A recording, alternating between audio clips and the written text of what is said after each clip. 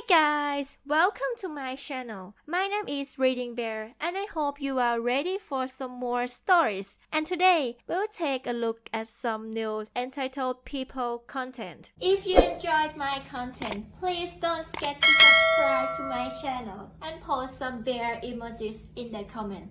And now, let's dive right into the stories. The first story is titled 2 for 1, Infuriating and a Palate Cleanser. The Bad. I was at my local Walmart, here in Vancouver, Washington. At the advice of you all, I actually ordered a pair of brand new safety vests to wear in my wheelchair. They're black, with the high visibility green, yellow and reflective stripes. To my knowledge, no store around me uses this exact make, model of vest, so I figured I was good to go. I mean, right? Nope. Interestingly enough, nearly all my negative safety vest related IDWHL stories happen at this specific Walmart. Anyway, I was there with my roommate, as I often am, doing my own shopping. If you've never read my content before, I want to note a couple things. If you haven't figured out by now, I wear a safety vest when I go out. This is because I'm in a wheelchair about 85 to 95% of my day, and people for whatever reason don't see me. Especially at night. While my roommate was meandering about, I decided to price out some new t-shirts. Shortly after I had just picked one up, I had that oh-so-dreaded, ahem? Oh, Freddie Mercury's mustache, please no. I pivot in my chair to face a rather disgruntled woman. I, as politely as I can, ask what I could do for her.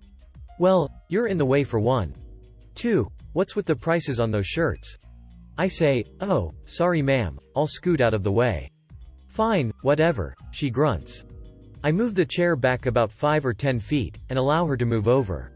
She made another frustrated noise I myself would attribute to the sound someone makes when they really gotta use the bathroom, but realize it's out of toilet paper. $5.47 for a t-shirt? What's wrong with you people? I couldn't resist. What do you mean, you people? I asked in return, quoting a line from Tropic Thunder. You people. Grunt. You guys are all the same, charging an arm and a leg for everything. This is insane. At that price per shirt you should have some kind of special or something like that. Once more, I couldn't resist as my smarmy urges were skyrocketing. Ah, well that sucks. I don't stand for that kind of thing either. She opened her mouth and was going to point, before what I said sunk in. Did you just make a joke? Snark rising even more. Nah, clinically speaking, one can't make a joke. That only happens when a pun and a quip get together for a hot night at a Motel 6. She frowned so much I wouldn't have been surprised if she could have braided her own lips. You think this is funny? No, see, somebody like Mel Brooks is funny. This is hilarious. I've had just about enough of you. Ah. My third date said that while we were in the afterglow. Okay, you're done. Where is your manager? Alright. Look, I was effing with you a little bit. I don't work here. Never have. If you look at me, I don't have a name tag on, a Walmart vest, or anything remotely resembling Walmart uniforms. I'm shopping. She made a face and such an angry growl she reminded me of that one villain from Big Trouble in Little China that would swell when he screamed. You're a dick. I'm reporting you anyway. With little more fanfare, she stomped off. I continued my shopping. End. TLDR, the Bad, went to Walmart to get some shopping done.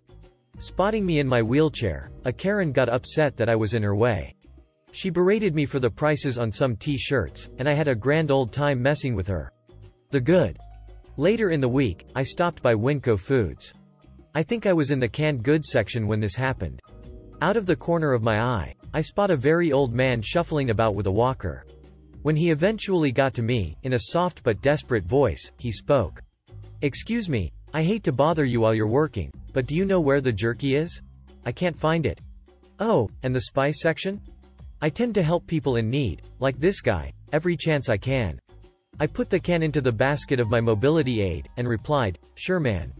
Though, you look like you need this more than me. I got some movement impairment myself, but you really need it more than me. The man looked at me, and shook in place from the strain of him even standing. He gave just a soft nod, that would be nice, but I don't want to put you out. Nah, I began. I insist, you take it. I can grab another one later, and I got up. I informed the man I was once a CNA, so if he needed help transferring into the scooter I would assist. He took me up on the offer, and I helped guide him to his seat. I fold his walker, and tuck it under my arm. "Now, let's get shopping," I said with all the enthusiasm I could. The man chuckled a couple of times. "Sounds like a plan, partner." Fast forwarding a bit, I even followed the man to check out and helped him there. Later, I helped him to his car, and load the bags into the trunk. It was only then I spotted his baseball hat. I immediately recognized a few patches, pins on the hat before I even read a word of what the printing on it said. First, I saw the US and South Korean flag. Second, I saw the patch for the US Army. Third, I saw a patch for the Army Rangers. Finally, I recognized a pin of a square with blue and white diagonal stripes on it. The patch for the 3 feet road ID. "Excuse me, third ID?" I asked. He quickly responded to ask me to repeat myself, and I obliged. "Yes. 15 years as a matter of fact." "How do you know that?" I informed him that while working as a ranger for the United States Forest Service, I once participated in a series of training exercises for the 3 feet road. In short, that consisted as being a moving target for their war games. I followed up by telling him I grew up in a Navy household and that got me into studying various iconography. I also told him I knew he was a Korean War veteran due to the distinctive blue-red yin-yang in the center of South Korea's flag. "That's very good. Few even know soldiers went there." Or, "That as far as I know that war isn't over." "Far as I know as well." We chatted for a couple of minutes about how things in the Army were then, are now, before he signaled he had to get going. I thanked him for his service and dedication. He smiled the biggest smile I'd seen in months. "Well, thanks for taking the time to help out an old codger like me," and he reached out for my hand. I placed mine in his, and shook his hand as gently as I could. Not unlike the kind of handshake you might give a toddler. I stepped back, and said farewell. Felt really good about that exchange. Didn't correct him, just helped out as I often do. The next story is entitled Crazy HOA President. Just before leaving active duty military after almost 10 years, my wife and I bought a large house in my hometown on the coast in a nice neighborhood with an HOA. I had never lived in an HOA before and never knew how bad, cliquey, or political it could be. Not long after we moved in, the letters started about having a boat in our driveway. Mind you, we lived not 100 yards from the water. Really? So, we complied and placed it in a local marina. After living there about 2 years, the neighbors we had, which were great, moved and a new, older couple moved in. They were nice at first, letting my children swim in their pool, sharing an alcoholic drink in the evening, talking on the fence, etc. Then it happened. The wife ran for and became the HOA president. She started walking around the neighborhood and taking notes. She would walk into people's yards and make corrections, and even go so far as trespass into people's backyards, gated or not, and take pictures of violations and send out letters. I came home one evening to find her on my back porch looking at things and taking pictures. I was a police officer at the time, and while trying to be nice, informed her she could get into a lot of trouble for what she was doing. She tried to tell me as the HOA president she was entitled to go into people's private property and even their houses to inspect them if need be. I informed her of the state and federal laws against this, and it started a war. I immediately started receiving $100 fines for very minor issues with my home. I fixed the issues immediately and never had to pay the fines with the HOA property management company, but did file complaints. The HOA PM company never did do anything about the complaints. And then it happened. I also owned a small business which I had a truck and trailer I would use during the business day. I had this parked in front of the house one day and she took a picture of it. According to the HOA rules, it was not allowed to be there overnight, and never was. I received a letter and a fine for $100 stating that the vehicle had been parked there overnight. This time I asked for a review with the HOA board of directors, the PM company, the attorney, and my attorney. This was going to cost the HOA, PM company, and all involved much more than $100 in time and money. At this meeting I asked the HOA president to present evidence other than one picture that the vehicle was there more than 24 hours with time and date stamps. She could not. I then asked for the $100 to be dropped. The HOA board and PM company refused. I was publicly berated by the HOA president in front of the board and my attorney, saying I should be a good soldier, and do as I was told by the HOA board and obey the rules.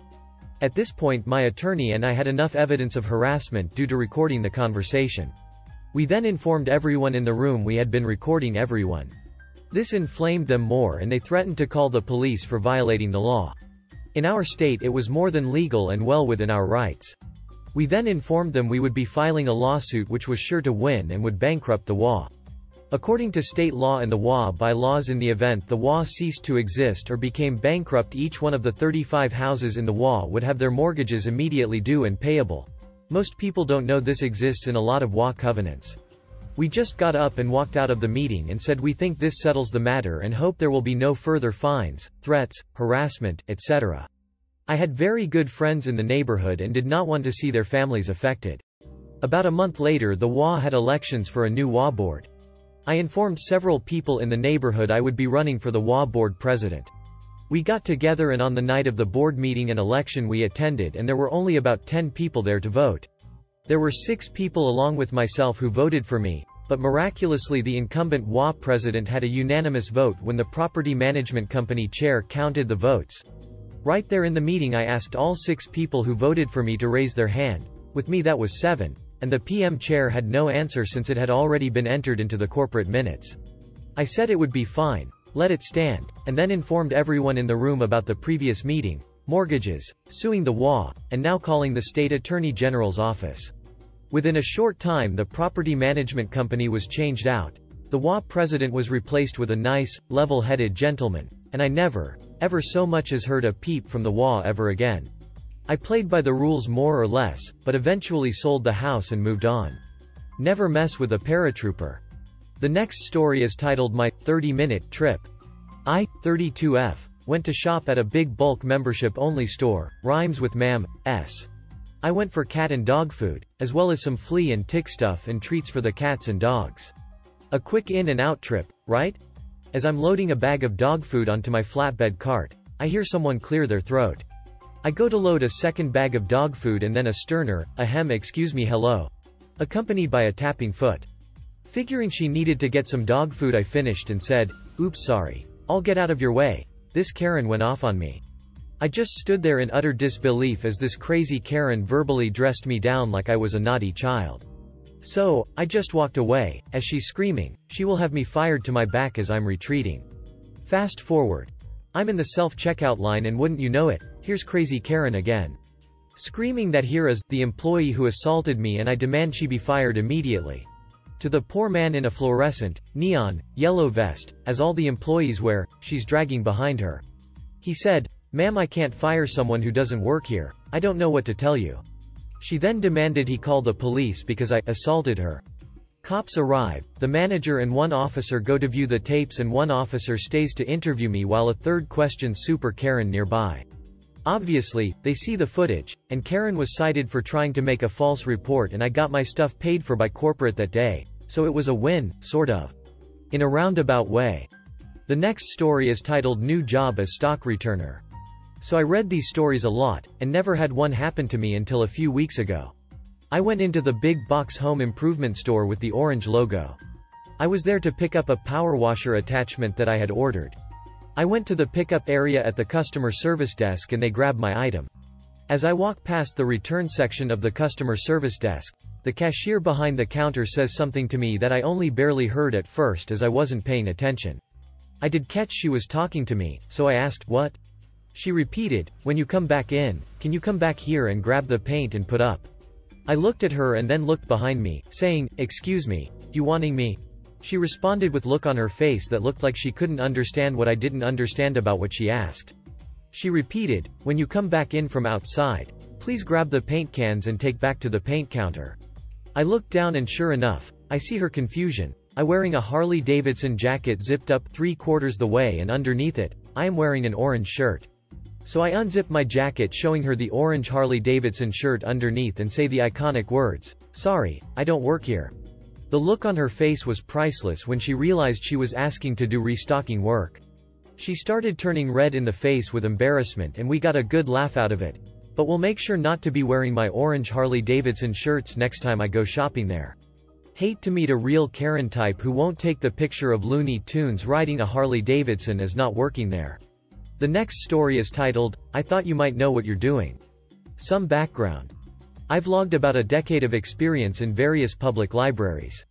I returned to college in my late 20s to finish my bachelor's degree. On the day this story takes place, I was parked at a high top on one of the upper floors of the campus library to work on a paper for my Civil War history class, Sherman's March to the Sea as depicted in contemporary newspaper sources, for my fellow Civil War buffs. I had a stack of books from my local library sitting next to my laptop. I was overthinking a turn of phrase when I heard it. "Excuse me. Could you help me find a book?" Wait, what? I was doing my own work and not located on the correct floor to be a research assistant, not to mention probably wearing my Corpaclani shirt with the "We Eat Iron and We Idiot the Chain" backpiece. Was I giving off librarian vibes or something? The embarrassed young woman who'd addressed me must have mistaken my ADHD brain lag for offense or judgment, because she followed up with, "You have books. I thought that since you found books then you might know what you're doing." Oh. Okay. Library mode engaged.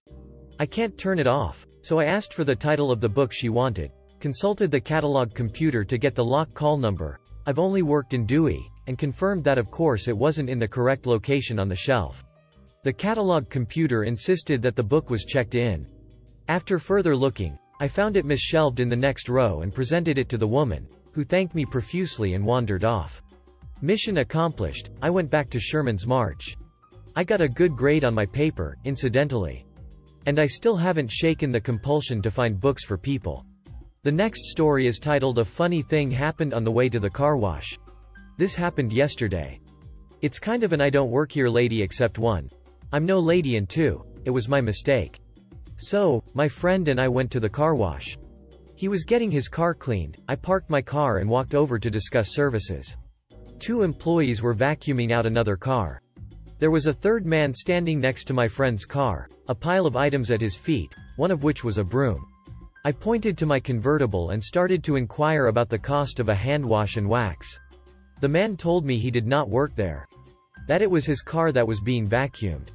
Now I should add here that he happened to be black and had an accent, Caribbean. Have no idea. I apologized and saw that the pile was a sweatshirt or some such and some other personal items from the car and the broom laid across the top. We laughed and I jokingly said in my defense there is a broom there. A couple of more minutes go by while we await our turn. We exchanged some pleasantries then I said, "Oh sure now you're going to tell all your friends that some old white guy. Yes, I'm a boomer, thought I worked here because I'm black." We all had a good laugh. So, no hitting, yelling, or threatening to call the cops and press charges. I thought it was funny though. The next story is titled "Nice Exchange with Fellow Customer." I do my grocery shopping in a manual wheelchair, and can reach most but not all items. I was in dairy and wanted a particular grated cheese that happened to be hanging on the top row of pegs, when a tall gentleman came to me and offered help. He could see that I was looking upward, and asked if he could reach something. I described the item and it was in my bag in a few seconds. As soon as that was finished, he mentioned he'd been lingering there because he was trying to find a different, but particular grated cheese. As it turned out, it was hanging at my eye level, almost directly below the item he retrieved for me. That was an awesome shopping experience. We both left happier than we originally were. The next story is titled "Yogurt." I finally had myself an "I don't work here" event. I was at our local grocery store chain. Their uniform is black pants and bright green sport shirt. I was wearing shorts and a dark green long-sleeved button-up shirt. Guy wearing a bandana-type mask, masks mostly gone away around here, says something very short. I didn't really recognize it as him talking to me because of the mask and my hearing is not so good on that side. He closes right into my personal space and I tensed up not knowing what he's on about and now I hear, "Yogurt." No intro, context, nothing, just one barked word. Luckily I know the store well and send him to dairy. Back wall. Then spent the rest of the store visit avoiding him knowing full well that if he dumbasses and can't find it the blame is coming my way. Guess he got yogurt. Okay. If you enjoyed the video, please subscribe to the channel and post some bear emojis in the comments.